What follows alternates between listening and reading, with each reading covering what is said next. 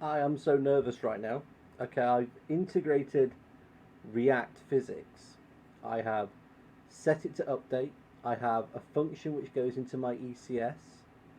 It builds a list of everything with a transform, another list of everything that's got a physics tag, gets the difference, so anything that's not tagged, it adds a physics body to the entity, and it actually sets it up where that entity is.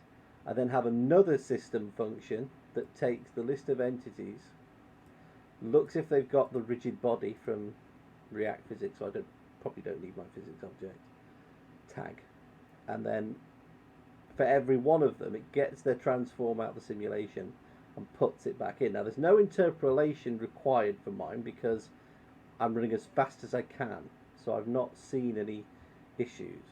Okay.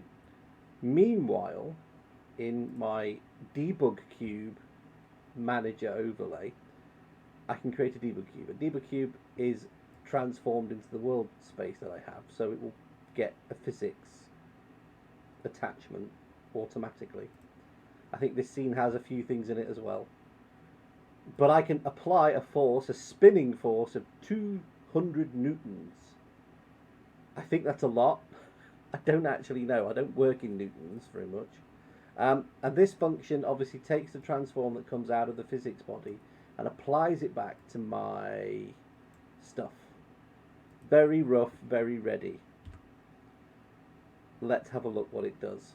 So, these are just default entities in my space. So if I go to render state and hit wireframe, you'll see they're just a few things that are there. These are actually debug arrows that I place at different positions. This is placed at 0 and whatever. I'm not really interested in them, don't really care, because debug cubes are always hollow for me. So if I go to debug cubes, I have an ability to create them on the fly, and there are none in the system. If I go to physics entities, you can see I have 3 physics entities, and there are 3 things here. There are 3 things here, I'm sure. So there is the upper part here, this cone, there is this cube, and there's this plane. The arrows are not the same. These arrows are not real, so they don't appear. There's 3 real things. Let's create a debug cube at x of 5 with a size of 1 meter aside. There it is. There's the debug cube. Okay. Let's get the camera and let's move the camera over there. So there's the plane, there's the cube, this is my debug cube. Now I have already noticed it's running a lot slower. My whole thing is running slower. That must be, well, it could be because I'm running OBS. This is only my laptop. But it could also be the physics simulation.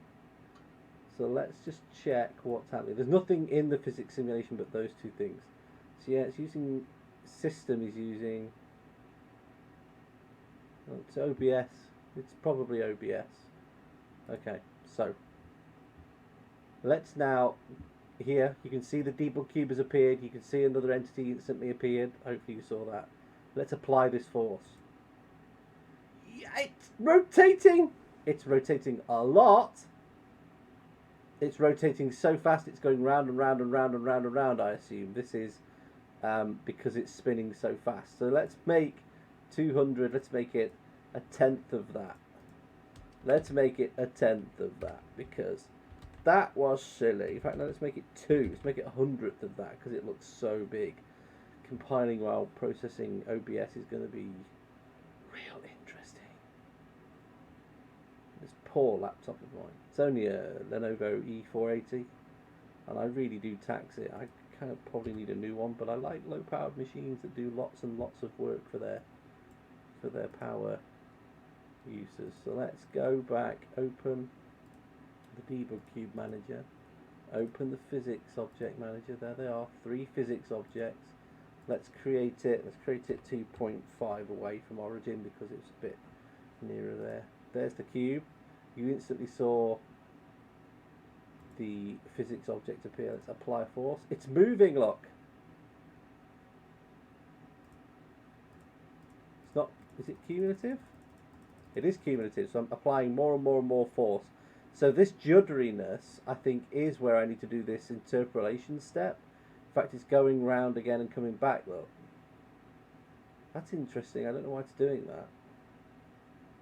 Maybe it doesn't know how big the object is. But it's definitely moving because of the physics simulation. It's not moving because of me. Yeah, the rotation is going around, look.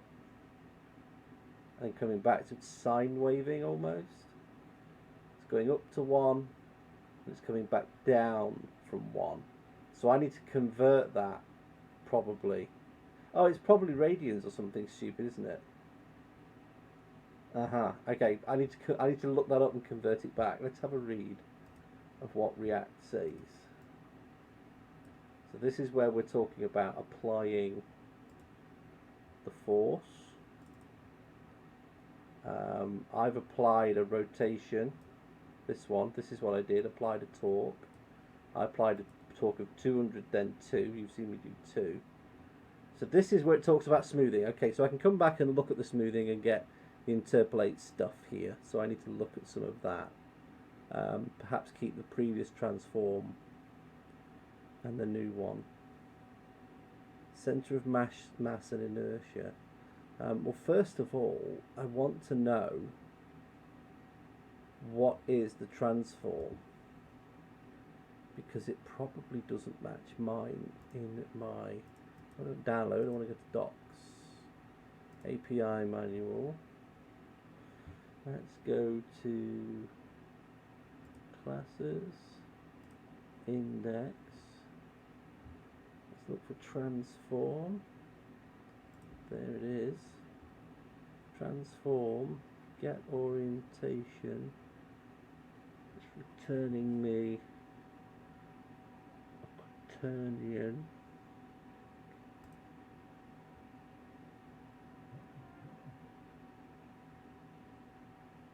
So that should match.